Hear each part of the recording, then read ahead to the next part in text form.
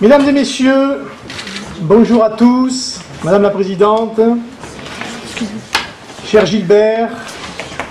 nous sommes très heureux de vous recevoir aujourd'hui pour ce premier colloque du Club Idées-Nation, qui est une structure autonome, indépendante, mais comme vous l'imaginez, qui ne voit pas de mauvais œil la candidature de Marine Le Pen à l'élection présidentielle. C'est important de savoir qu'il existe encore des personnes en France, au sein de notre République, qui ont d'authentiques convictions républicaines, qui ont d'authentiques convictions pluralistes. Parce qu'on voit bien, au fur et à mesure que M. Sarkozy exerce son magistère, si on peut dire, que les libertés, et notamment la liberté d'expression, de toute l'expression, est ramenée à son plus bref apparat.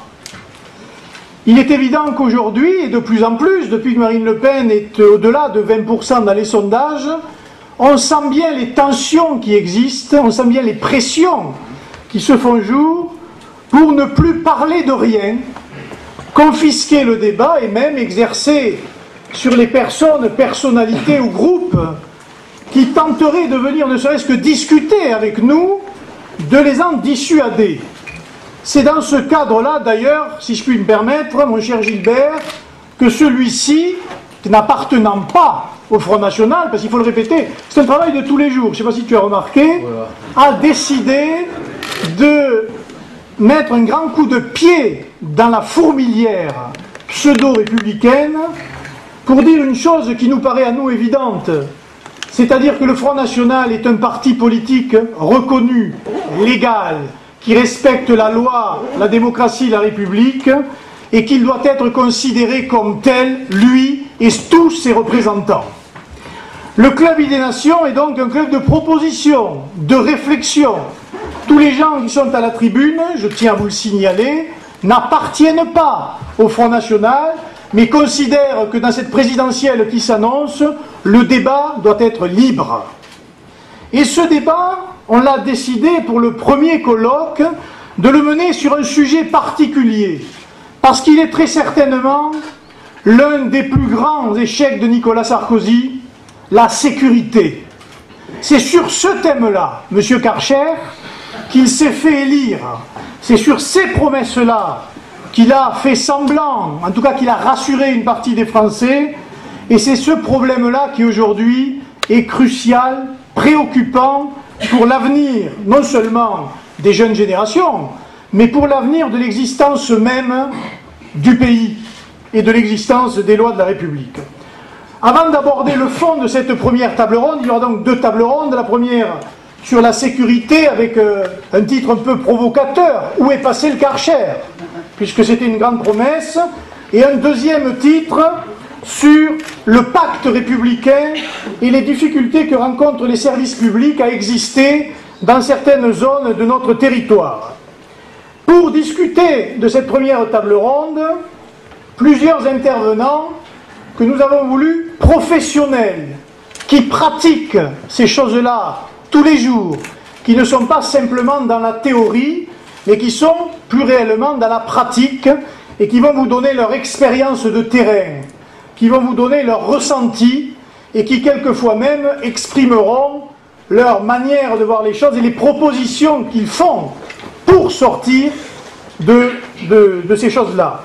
Enfin, à l'issue des deux tables rondes,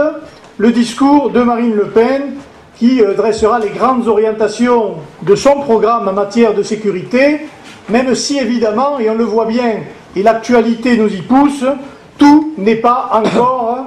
figé dans le marbre et tout évolue en fonction des circonstances dramatiques d'ailleurs qui existent dans certaines portions de notre territoire. Pour en parler donc,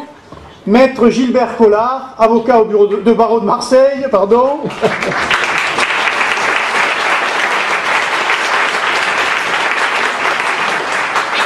Michel Toris, qui est secrétaire général du syndicat France Police et qui était l'ancien Monsieur Sécurité de Philippe de Villiers en 2007.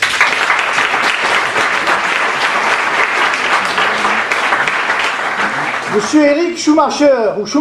il est là, on vous cherchait, qui est le délégué régional du syndicat national de la police municipale et qui nous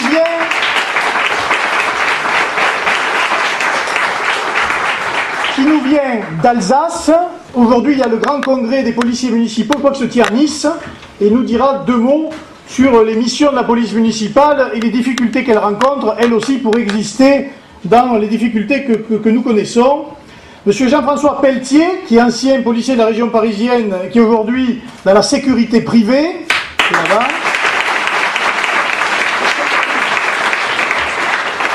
Et monsieur Robert Simon, ancien gendarme, ancien directeur d'une société de transport, et qui est aujourd'hui consultant en sécurité dans les transports.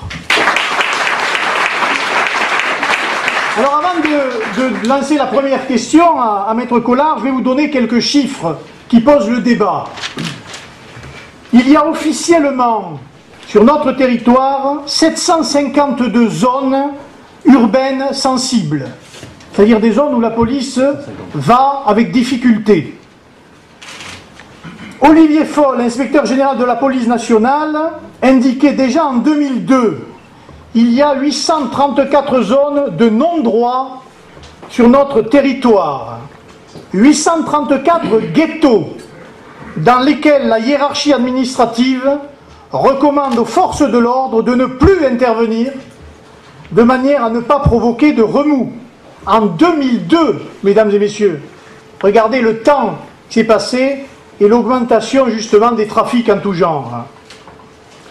Selon le criminologue Xavier Hofer, sur qui d'ailleurs est basé la plupart de nos travaux, puisque c'est l'institut qu'il dirige et le grand institut de criminologie français, fin 2000, les experts des renseignements généraux avaient donné le chiffre de 1000 zones de non-droit franchies. Et aujourd'hui, nous sommes à plus de 1500 zones où la police a des difficultés à entrer, 26 départements dramatiquement touchés par les fléaux de l'insécurité en général, et entre 3000 et 6000 individus qui aujourd'hui sont suivis par la police, parce que la police fait son travail, mais qui ne sont pas traités parce que les ordres ne viennent pas, et parce que aujourd'hui les ministres et le pouvoir ont peur des conséquences que pourrait avoir une intervention dans certaines zones. Il est évident que derrière cette insécurité, ces zones de non-droit, pointe un fléau qui sera quelque chose à l'avenir d'absolument dramatique et qui est très préoccupant. Et il y a des policiers qui en donneront tout à l'heure, qui en diront quelques mots, le problème de la drogue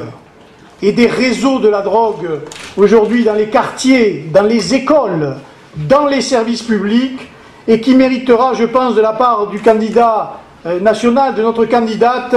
un traitement spécifique lors de l'élection présidentielle et de propositions spécifiques. Alors ma première question, avant de rejoindre la table ronde, elle s'adresse à Maître Collard. Cher maître, cher ami, que pensez-vous de la formule, évidemment, du cancer de Sarkozy, et comment vous, de l'autre côté de la barre, en quelque sorte, avez-vous évolué dramatiquement ce phénomène d'insécurité qui, comme chacun le sait, touche d'abord les plus pauvres et les plus modestes des citoyens français?